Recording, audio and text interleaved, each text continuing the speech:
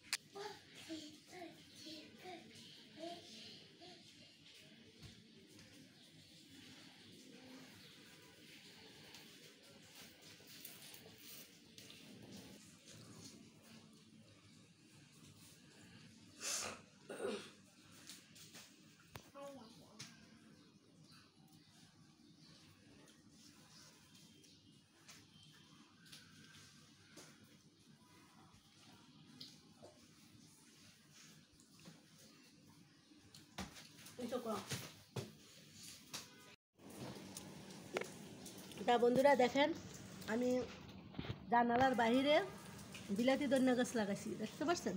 অনেক সুন্দর। যারা আমরা শহরে থাকি তাদের তো একটু শখ থাকেই যে একটা কিছু লাগাই মাটি দিয়ে, কিন্তু ওই যে গ্রিলের এই যে দেখেন মানে জানালার বাহিরেটা বাইর সাইডে ওই চিপা দিয়ে তো আপনার ওই যে হিরঞ্চি চোর মোর আসে, তাই ওই যে গ্রিল দিয়ে রাখছে। তার জন্য এই জানালার পাশে আমি বড় টব তো ঢুকাইতে পারি না গ্রিলের জন্য, তার জন্য এই যে 2 লিটার পানির বোতলগুলো আছে ওগুলোর মধ্যে নিয়ে মাটি দিয়ে তারপরে বিলাতি ধনিয়া গাছ লাগাইলাম। তো কেমন হয়েছে বন্ধুরা কমেন্ট করবেন।